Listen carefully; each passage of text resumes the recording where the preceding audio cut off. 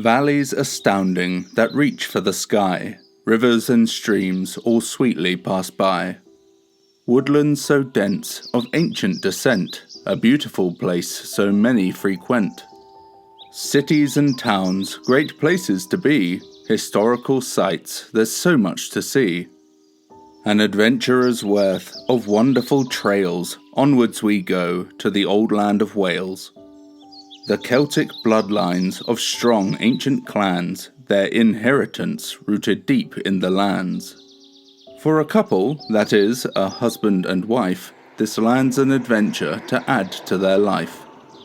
On a campervan trip, passing field upon field, for comfort at night they would certainly yield. After all of the travel and the forecast looked well, they pulled off the road to rest for a spell. A little bit cheeky, as the land wasn't theirs, but they'd be off early morning, so who really cares? While parking up, they stopped at a bump, thinking they'd hit a rock or a stump. The two stepping out to locate the source, it was indeed a rock which had halted their course. A large slender stone now lay on its side. Hitting this thing hurt one driver's pride. No damage was done to the stone or the van, they'd pick it up later if they actually can. The names of this couple are Harry and Sue, an adventurous pair who were quite well to do. With night setting in and nowhere to go, the two cozied up, sat by the window. Looking outside at the darkening space, they noticed a fog coming in at a pace. This low-lying cloud, so dense and so pale, it covered the grass in a natural veil. This ambience had their comfort increase, bringing Harry and Sue a nice sense of peace. The mist rising up in a slow-moving creep, they closed up the curtains and readied for sleep. They climbed into bed and snuggled up tight, such comfort they felt in the silence of night.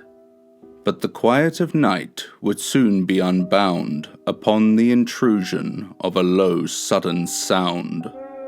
Harry and Sue shot up from the scare.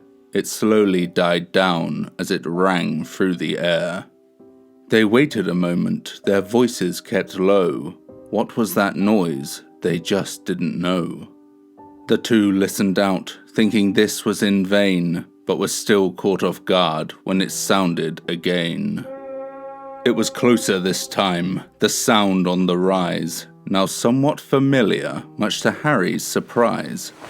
To get out of bed, Harry quietly scorned. He couldn't be sure, though it sounds like a horn. Not from a car, like most people know, but the kind used by knights some centuries ago. Now at the window, Harry stared with all might to see through the fog which now veiled his sight. It just was no good, despite of his strain. The fog was too thick, his efforts in vain. But just as he moved to go back to the bed, some movement outside had stilled him with dread. A shift in the fog, though more of a blur. Was it a person? It was hard to confer. Perhaps it was naught, but all in his mind, Harry figured outside there was nothing to find. He took a step back and drew in the curtain. There must be a reason, of that he was certain. Strange sounds of nature, to them still unknown, perhaps livestock or weather that echoed that groan. As he returned to reassure Sue, she mentioned some sounds that she heard coming through. While Harry had stood but a few feet away, Sue heard from outside some footsteps did stray. The two then discussed their thoughts on the matter, when again from outside came a low-sounding clatter. Harry went for a bat, Sue tried for her phone, but when making a call, received only a tone. Harry made for the door and opened it slow. Sue called him back, asking him not to go. He reassured Sue that he would be quick, just checking around in the fog-covered thick. Bat at the ready, he opened the door, checking the entrance so just to be sure. Stepping outside, he scanned all around, the fog so immense he could scarce see the ground. But then he could hear a call on the air, like someone was talking, but who and from where? Listening close, he continued his scan, the sound from behind his old camper van.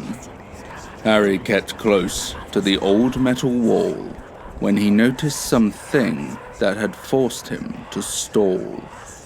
The camper van covered in symbols bizarre, like old pagan runes etched in like a scar. Keeping his head, though prickled by fear, he moved to the voice to see who was here. Peeking around and shocked to his core at what seemed a person knelt down on the floor. Due to the mist, it couldn't be clear, but it seemed they were naked as it would appear. The person continued to whisper and kneel. This all was too strange and couldn't be real. What were they doing? Are they insane or high? Though probably best to not ask them why. But before he could tell them to clear off and go, the person fell quiet and stood moving slow. Harry stood still, the air feeling colder, as the stranger ahead looked over their shoulder. Now he could see long hair and a beard. For this man to turn violent, he certainly feared. Breaking the silence, anger in Harry's voice, leave now or get hurt, that was the man's choice. Met with further silence that seemed to persist, then the man disappeared when he stepped in the mist. Some moments did pass, Harry kept a close eye, but when nothing happened, he let out a sigh. Still keeping cautious after what had transpired, he'd head back inside, feeling all stressed and tired. But before he'd return, he just had a feeling to go and see where the man had been kneeling. He walked to the spot where the answer was shown, as there on the floor was the large, slender stone. He looked on bemused. What was with that man? His focus was broken by a bang on the van. A quick rush of air at a distance too narrow, for close to his face in the van was an arrow. Harry stepped back, caught firmly off guard, then two other arrows hit the camper van hard. This sudden assault broke him from his stun. Not wasting more time, he started to run. He glanced through the fog to watch out for dangers, and there running through were a great many strangers. Still pushing on, he ran with all might. He jumped through the door and locked it up tight. He quickly looked round to fast find his wife, who was now keeping low and armed with a knife. Sue asked for answers, but before he could tell, arrows shot at the van and bombarded the shell. Harry reacted and dropped to his knees. He quickly demanded the vehicle's keys. Out from her pocket, Sue threw them at him. To get out alive, their chances seemed slim. Glass shattered aloud and littered the floor, hearing strange shouts and the horn from before. Harry stayed low. From the glass he could feel. He made for the front and the van's steering wheel. He climbed for his seat. It was time to depart, trying the engine, but it just wouldn't start. A bang on the door right next to his head, but he had to continue and fight through his dread. By some miracle, the engine did roar, a warning to Sue, and his foot hit the floor. As the vehicle moved on the thick, muddy ground, a great many shadows in the fog ran around. The fog was so thick, Harry could hardly see, but he tried to remember where the exit might be. Harry and Sue were panicked and fraught. The assaulting strangers continued the onslaught. They sprinted at them, attacking and shouting. To cut off the van, it seemed they were routing. For Harry and Sue, the end was looking near, but a break in the fog and the exit was clear. The fog moved again to hide it from sight, but Harry kept driving and hoped he was right. Hoping and praying, the van never slowed. They broke from the fog and hit the back road. They sped away fast from the strangers they feared, and the further they got, the fog disappeared. When morning came round, the events all concealed, a farmer arrived at the now disturbed field. He looked at the mess that was made of his land. For the source of the trouble he carefully scanned. He followed the tracks from the night just before, all the way up to the stone on the floor. He inhaled deep and let out a sigh, to ask for such trouble, really just why?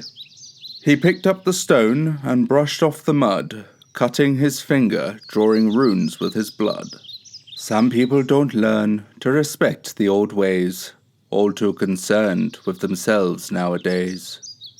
Be wise to old worlds, and don't make a fuss, lest those from before return to judge us.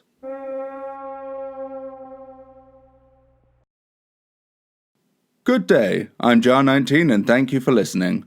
So, what did you think of CERDDWYR NIWL? Hopefully it will have you thinking a little harder about where you rest your head next time you choose to go camping, like some sort of savage. Well, that makes a creepypasta for England, Scotland, the Republic of Ireland, and Wales. Now I just need to write one for Northern Ireland, and my British Isles creepypasta collection will be complete. Is there anywhere you would like me to make a monster for? Let me know in the comments section. I'm always open to suggestions.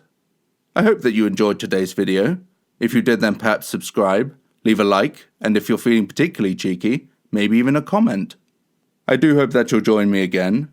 Stay safe, sleep well, but remember, here we make monsters.